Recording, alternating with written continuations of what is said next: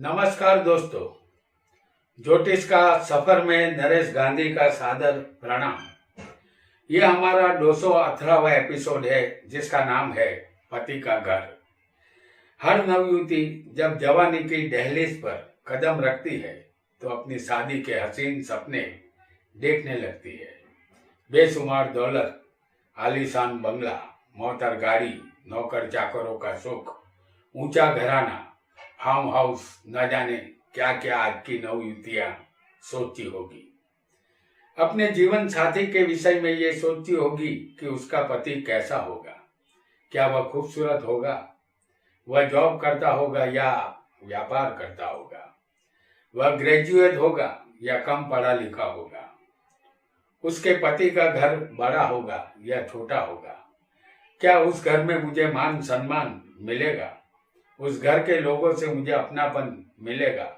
न जाने ऐसे ही कितने विचार उन युवतियों के मन में आते होंगे जिनकी शादी अभी नहीं हुई है। हालांकि ऐसे विचार उनके मन में आना सहज है, लेकिन जवाब उनको नहीं मिल रहा होगा। इसका जवाब सिर्फ ज्योतिष शास्त्र ही दे सकता है कि पति का घर कैसा होगा। तो आइए ज्योतिष के माध्यम से इसे जानते हैं। हमने आपके सामने मेष लग्न की कुंडली बनाई है। ये काल पुरुष की कुंडली है। आपकी कुंडली में यहाँ कोई भी लग्न हो सकता है। आपको सिर्फ स्थान याद रखना है। जो यहाँ हम आपको जो भी योग बताएंगे वह जातिका की कुंडली में लागू होंगे।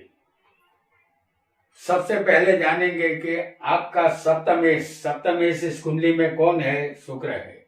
आपकी कुंडली में कोई और भी सप्तमेश यहाँ बन सकता है। तो आपका सप्तमेश यानी 7वें स्थान का मालिक शुक्र, अगर ये शुक्र 9वें होगा भाग्य में, तो ये शुक्र अगर 9वें होगा भाग्य में, तो यह स्थान भाग्य का है। आपके पति का घर धनवानों की गिनती में आता होगा।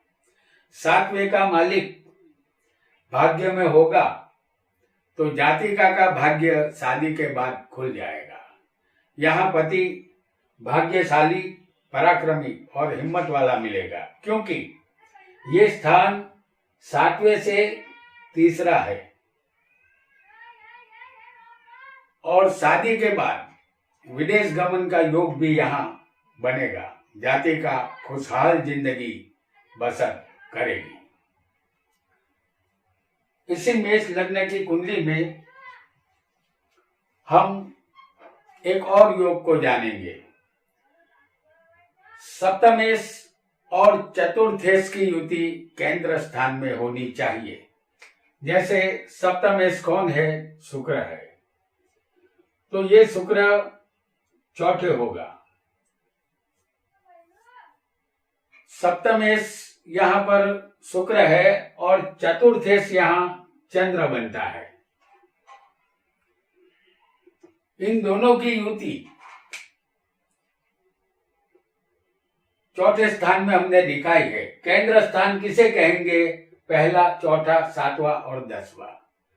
तो सप्तमेश और चतुर्थेश की युति चौथे स्थान में हमने आपको दिखाई है। तो ये युति केंद्र स्थान में है। तो इस तरह चंद्र शुक्र की युति चौथे स्थान में जो हमने आपको दिखाई है, तो ये बाकी के केंद्र स्थान में भी ये किसी को युति हो सकती है। चौथा स्थान मकान, हर तरह का सुख और वाहन का है। तो यहाँ जातिका के पति का घर भव्य होता है, उसे हर तरह का सुख यहाँ मिलता है। मोटर गाड़ी का सुख भी यहाँ मिलेगा। कुल मिलाकर जातिका यहाँ सुखी बनती है। आइए एक और योग को भी जानेंगे। अगर सप्तमेश दूसरे स्थान में होगा, जैसे हम आपको दिखा रहे हैं, इस कुंडली का सप्तमेश शुक्र है। अगर ये दूसरे स्थान में होगा तो जातिका के पति का घर शानदार होता है, सारी सुख सुविधा घर में मौजूद होती है। जातिका की शादी श्रीमंत परिवार में होती है। यहाँ सप्तम में शुक्र दूसरे बैठा होगा और अपने स्थान से यहां से गिनने पर ये 8वें होगा। तो 7वें का मालिक अपने स्थान से 8वें नहीं होना चाहिए। यहाँ सभी सुख तो मिलेंगे क्योंकि शुक्र यहाँ वृषभ में है, स्वग्रही होता है ये इस स्थान में, वृषभ राशि में। लेकिन अपने पति के साथ जातिका की थोड़ी अनबन भी रहेगी क्योंकि ये शुक्र अपने स्थान से यानी कि 7वें स्थान से 8वें है, तो ये अच्छा नहीं माना जाएगा और इसी वजह से थोड़ी अनबन पति के साथ रहेगी। आइए एक और योग को भी जान लेते हैं। अगर किसी जातिका की कुंडली में सप्तमेश और लाभेश की युति केंद्र स्थान में हो, जैसे सप्तमेश कौन है? शुक्र है, और लाभेश कौन होगा? शनि। तो इनकी युति केंद्र में होनी चाहिए, 1, 4, 7 या 10 में होनी चाहिए, किसी भी स्थान में। तो सप्तमेश शुक्र और लाभेश शनि, ये युति हम आपको 10वें स्थान में दिखाते हैं। ये किसी भी केंद्र स्थान में ये युति हो सकती है। ऐसी युति होगी तो जातिका के पति का घर आलीशान और शानदार होता है। शादी के बाद हर तरह के लाभ जातिका को मिलते हैं क्योंकि लाभेश शनि है। तो ये 11वां स्थान प्रॉपर्टी का भी है। ससुराल से प्रॉपर्टी का लाभ भी इस जातिका को मिलता है। 7वें स्थान से लाभ स्थान यहाँ पर अगर हम देखेंगे तो वो 5वां होता है और यहाँ संतान का सुख भी भरपूर मिलता है, ऐसा हमें समझना है। आइए एक और योग को भी जानेंगे। अगर 7वें के मालिक शुक्र जातिका की कुंडली में चौथे होगा, जैसे 7वें का मालिक शुक्र है जो हम आपको दिखाते हैं चौथे स्थान में, तो अगर ये चौथे होगा तो खानदान घराना मिलता है। पति अपनी पत्नी को हर तरह का सुख देता है क्योंकि ये सुख का स्थान है। यहाँ जातिका का पति का घर तमाम ऐशो आराम के साधनों से परिपूर्ण होता है। घर में किसी चीज की कमी नहीं होती। चौथा स्थान से 7वें स्थान से ये स्थान 10वां है, लिहाजा पति यहाँ कर्म करने वाला और कामकाजी मिलता है। पति का कारोबार बड़ा होता है, जीवन यहाँ सुख रूप बीतता है। आइए एक और योग को भी जानेंगे। अगर सप्तमेश पर धनेश की दृष्टि हो, जैसे ये सप्तम स्थान है और धनेश यहाँ कौन है? शुक्र है। तो शुक्र होगा लग्न में क्योंकि ये धन का मालिक है शुक्र, और शुक्र सिर्फ 7वीं दृष्टि से देखता है। तो शुक्र पर ये शुक्र सप्तम मेष को देख रहा है। इस कुंडली में धनेश है ये शुक्र, तो धनेश की दृष्टि सप्तम स्थान पर आ रही है और ये शुक्र लग्न में ही होगा क्योंकि उसकी शुक्र की 7वीं दृष्टि होती है। अगर धनेश शुक्र की 7वीं दृष्टि सप्तम पर हो तो जातिका को अपने पति का घर पैसे वाला और अमीर मिलता है। सप्तम स्थान से ये शुक्र 7वें बैठा है। ये स्थान जातिका का शरीर है। यहाँ जातिका खुद अपनी पसंद का युवक चुनती है। लव मैरिज की संभावना यहाँ रहेगी या जातिका की शादी पहचाने हुए खानदान में होती है, जैसे युवती के माता पिता ने युवक को न देखा हो लेकिन युवक के माता पिता को पहले से ही उनके माता पिता से मिल चुके होते हैं, ऐसा यहाँ समझना है। आइए एक और योग को भी हम जानेंगे। अगर जातिका की कुंडली में केंद्र स्थान में सप्तमेश और कर्मेश की युति होगी, जैसे हम आपको दिखा रहे हैं, सप्तमेश शुक्र है और कर्मेश यहां शनि बनता है। जैसे सप्तमेश यहां शुक्र है और कर्मेश शनि है। हम ये युति आपको चौथे स्थान में दिखा रहे हैं। ये युति केंद्र में होनी चाहिए। अगर ऐसी युति जातिका की कुंडली में होगी तो पति का घर श्रीमंत और धनवान होता है। जातिका का पति कर्म में विश्वास रखने वाला होता है। कर्म का स्थान